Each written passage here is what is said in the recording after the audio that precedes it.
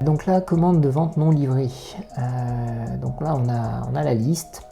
38 commandes de vente non livrées au total, donc 15 plus récentes ci-dessous. Souhaitez-vous le détail de ces commandes? Oui, on va prendre un détail. Donc on va prendre celle-ci, pareil. Non, celle-ci. Hop. Donc là, je vais lui demander le détail d'une commande.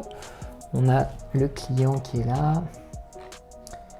La 9, c'était FR001, le client.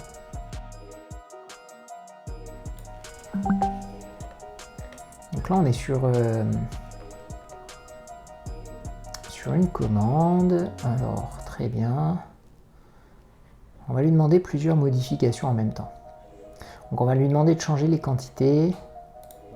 Souhaitez-vous modifier cette commande ou autre chose? Oui. Oui, la référence. Tu vas marquer mode. Le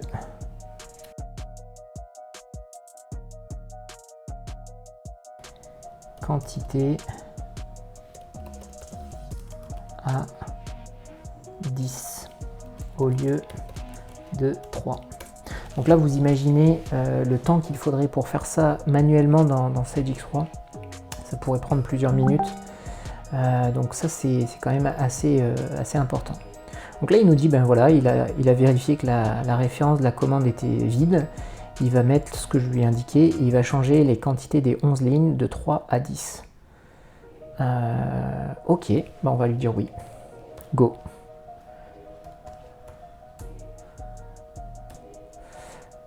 Alors, on va voir si la démo est convaincante. 2016, non, c'est 2026.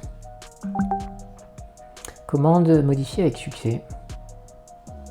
Donc là, les nouveaux montants qui sont recalculés. Oui. Ok, et puis donc, on peut aller vérifier le résultat. Hein. Donc je vais cliquer sur le lien vers la commande pour vérifier que les choses ont bien été faites comme je l'avais demandé. Donc là, on va tout de suite modifier ça. Mais donc on constate qu'il y a eu la modification qui a été faite.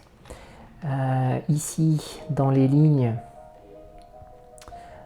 on va voir les quantités qui ont été mises à jour. Effectivement, c'est passé à 10. Très bien. Alors je vois que ici, il y a une autre référence. Ça, de mémoire, c'est un champ sp. Zref. Donc là, on va faire un autre exemple, tiens d'ailleurs. Je vais lui demander, il y a un champ sp. Zref, peux-tu renseigner test vidéo démo agent N8N IntelliX. Donc là, je fais quelque chose encore plus compliqué et peut-être qui va pas fonctionner, mais en tout cas, c'est comme ça qu'on l'a fait. C'est qu'il peut interagir sur tout votre spécifique, tous les champs spécifiques, même les fonctions spécifiques, il serait en mesure d'interagir dedans. Donc là, il a lu que le champ spécifique Zref n'existait pas. Il sait que c'est un champ spécifique.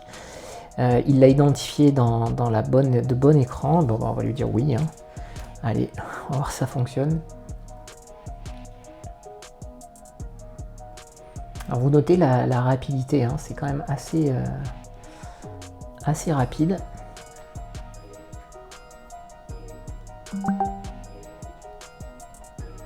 Et donc là, il nous dit qu'il a bien confirmé ça. Et effectivement, c'est assez bluffant.